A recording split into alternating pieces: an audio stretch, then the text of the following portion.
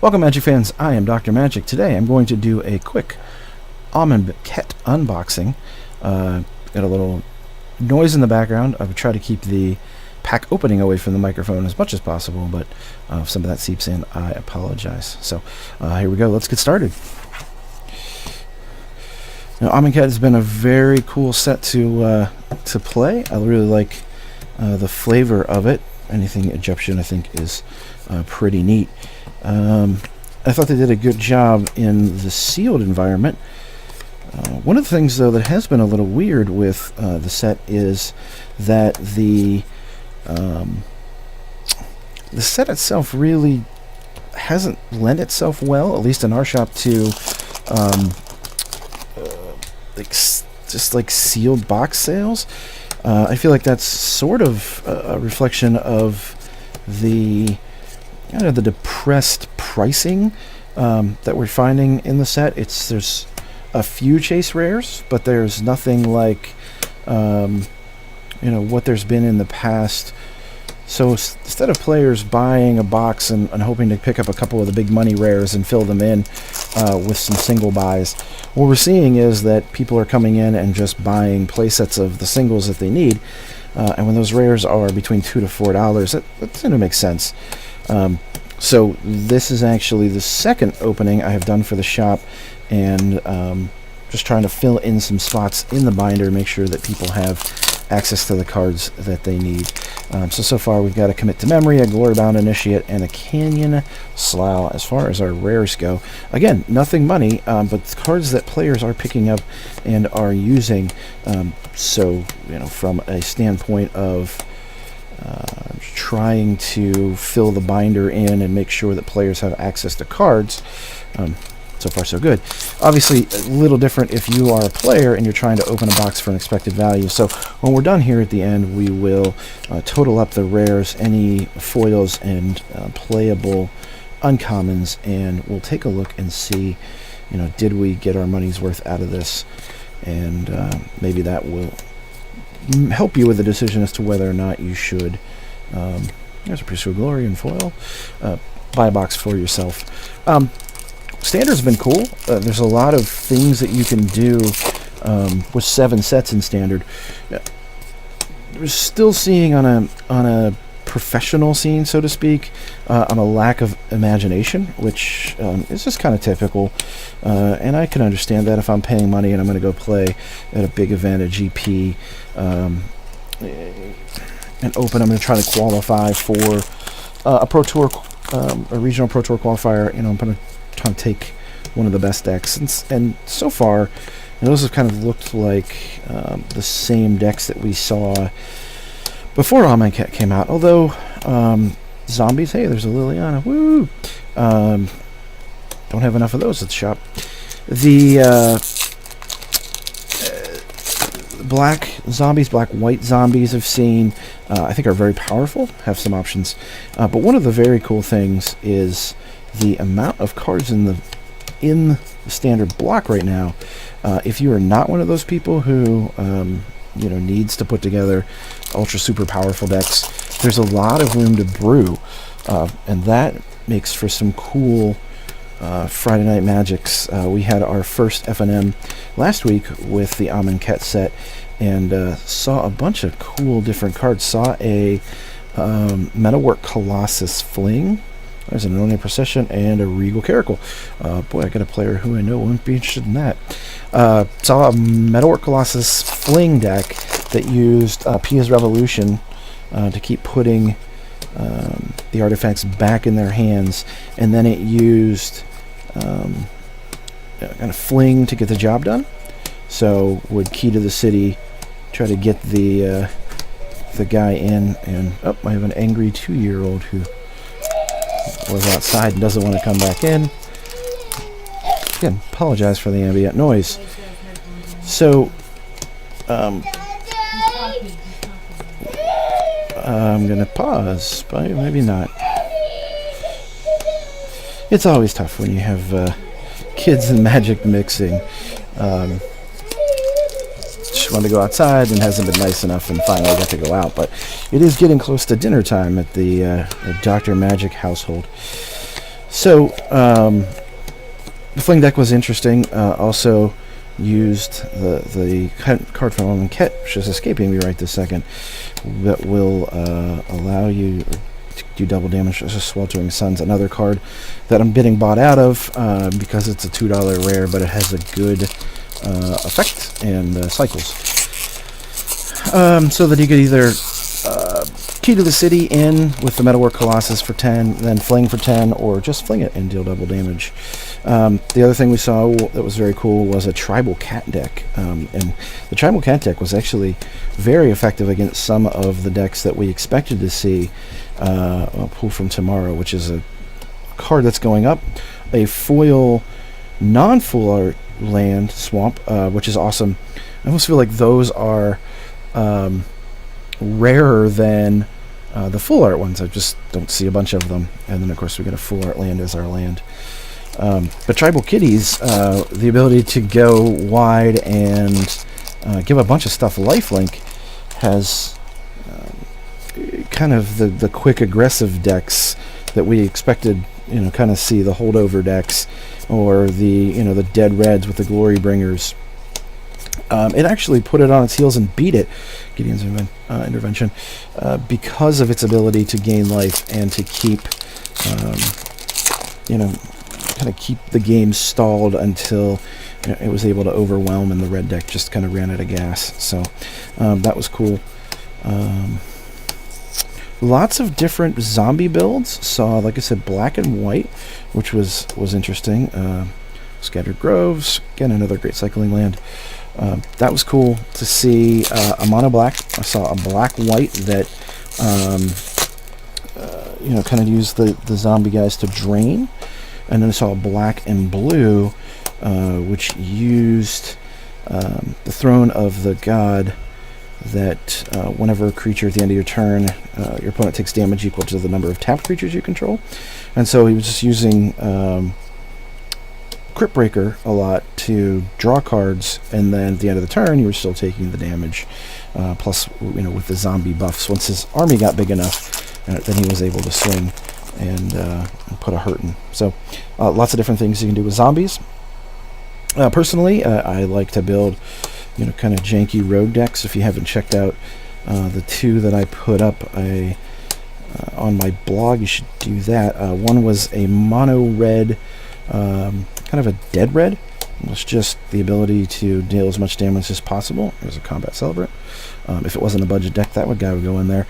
It's a $20 deck that tries to kill on turn 5 or turn 6, with kind of winning in there with a lot of the Minotaurs. Not a good deck, but if you want to play Standard and you don't want to put a bunch of money into it, it'll win you a couple games. And then also a budget red, white token deck with the Anointer and some of the stuff, Servo Expedition and Master Trinketeer from the Amonkhet block. So there's a lot of things that mix well across blocks. Personally, Friday night I played Mono Blue Mill, which was an interesting experience.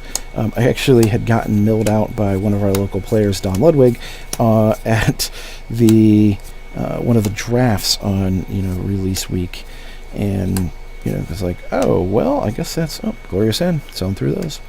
That's an interesting thing. You do get a couple of things obviously in blue that help in this set, but really going back to like Startled Awake and then using the Delirium guy from the Manic Scribe from Shadows over Innistrad, the Shadows block, that mills 3 when he comes in, and then 3 on their upkeep if you have Delirium. Damn it. Hey, Foil Ancient Crab. And uses the counterspell, the Disappearing Act, I think it is, that when you cast the spell, or you can counterspell and have to return a permanent. So you just return the guy that lets you mill again. Found out that it needed some work, and the deck really isn't going to be all that Harsh Mentor again, all that Amonkhet heavy, but it just kind of shows you that in the format, there is a bunch of crazy things that you can do that are fun. And, you know, if you're measuring success strictly by wins and losses, boy, maybe that's not... Oh, a Catcher the True, nice little god, and Protection of the Hemeka in foil. The Hekma in foil. If you're judging your success by wins and losses, maybe they aren't the greatest decks in the world. Although, you know, it is Friday Night Magic, and it's supposed to be more fun than competitive. The fact is that right now you can brew just a ton of stuff. Point an example. Shadow of the Grave was my rare. Talked to one of my friends this weekend, Drew, who we were at a Modern event. In between rounds, he was grabbing some people and playing Standard because he's testing basically Fluctuator. Uses Shadow of the Grave, all the stuff you can do to cycle, including the rare that allows you to cycle for free. And then he was using a Noose Constrictor. So he would get the Noose Constrictor out. He would load his hand up, dump all of it through the Noose Constrictor, then Shadow of the Grave, all those cards back to his hand, do it through the Noose Constrictor again, until he had the Noose Constrictor big enough that he could fling it for the victory. So 5-color, kind of an interesting, 5-color fun jank build. But was having some success with it, and again, a lot of fun, not something that you see all the time. So interested to see as we go forward, you know, what people will come up with. Archfiend of the Inferior, which reminds me of another deck. In fact, I think the deck that won our event Friday night was green-black, -1/-1 counters. I didn't have to play him because, you know, when you're playing mill, you don't usually start and the winner's bracket. So he did really well, and that's another strategy that, you know, supported by this Dispossess. Boy, for just having printed a set that was all about artifacts, with Amonkhet and Kaladesh, they really doubled down on the artifact hate for this one. So, not that you can't play it, but now it just seems like we have enough fair answers to it, you know, along with some graveyard hate. So, and Wayward Servant, again, that's the card that made the black-white zombies go. And then you get, you know, the Anointer, so you can get some... life back, and the zombies come in, and then using Crypt Breaker to make them, all this good stuff. Cut to Ribbons, card that's been seeing some play in Old Martyrs Vehicles build, just to try to finish off 4 damage to target creature, and then get those last few points of damage through. So coming up here, just about 6 booster packs left after this. And let's see. Bloodrage Minotaur, great with Fiery Temper.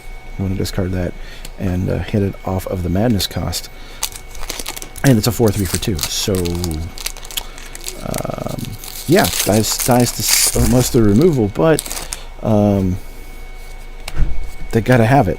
And otherwise, we got a big body crashing in on 2. So again, lots of cool stuff to do with this set. Baleful Edifice. There it is, Insult to Injury. That's the nice one that does double damage. The card I kind of spec'd on early, thinking that it was going to go up. I don't think it's going to go up too much. It's probably a $2 rare. But if trying to deal damage fast, that's one. There's an Insider. There's a Sacred Cat. Neat that the Cat Tribal is getting its due. Quarry Hauler, one of 2 camels in the set that are available, and both camels, unlike camels in the past, can actually deal damage, which has been an interesting thing. Cascading Cataracts, maybe find some playing Commander, 5-color commanders, but also very good for fixing in Sealed. In the last Sealed event, the last pre-release I played 5 colors, and in one of the drafts I played 4 colors, simply because I could have that card. So, Spring to Mind in foil, there we go. Probably more of a commander card, but searching your library for a basic land card, put on the battlefield. Okay, it ramps, and then later on, just draw a couple cards. Green-blue is famous for that in Commander anyway, so I expect to see that card in decks of that combination. Tribal Ambition, maybe one of the best ones. Sacred Excavation is what I try to use to bring the mill cards back. Doesn't work out so well. It's not as effective in constructed as it was in sealed. And Dread Wanderer, another one of those cards that's going up that I just don't have enough of because of the zombie themes going on. Alright, 4 packs left. Cartouche, cartouche, cartouche. Wow. Almost got them all. Oh, there's four cartouche packs. The Afterlife, Exemplar Strength. Exemplar Strength is really good. Especially if you're playing something that's can benefit or can move those -1/-1 counters. And there's a Kefnet. Kefnet's starting to see some play. He's a 5/5 flyer. Indestructible. 7 cards is hard unless you're planning for it. So Kefnet's good. Cartouche, cartouche. Again, let's cycle the cartouches and the trials and a made sealed. They're really good. And it gets you some more recursion, the opportunity to use cards more than once. Approach with the second with Sun. There's another card that I've seen people trying to build around, doing things like casting it and then like remanding or remand affecting it, or putting it in there and then like self-milling themselves 5 cards so that it's now the second card from the bottom. Again, those are just, you look at the cards and sealed, they're pretty good, but what they do is just kind of give you similar places to try to do some fun things. Seen a deck with the Cryptic Servants and Chimera, that's the red-blue guy, and again he's just trying to jam as many spells as possible, fly over for some damage, fling at the end. So non-traditional strategies. That's the Scarabs. Crop Champion, very good with other exert stuff, and a Glyph Keeper. Killing a Glyph Keeper is not always fun. He's kind of got the old Kira ability. Can't be the target of spells. But the first spell ability that you cast each turn that targets them gets countered, and then it's the same thing from this token when you embalm. So sometimes the tokens are a little frail because all it takes is returning them to the hand and they die, but he comes with a little protection. Plague Belcher, one of the cards that has more than doubled in price, but goes to show you just kind of how depressed the rare price has been. Plague Belcher has doubled since release, and it's now $3. So I think we had a pretty good box. The last thing we'll end with is a Benefaction of Vronus. We'll take a look at the rares and see how we did. See if we made our money back here.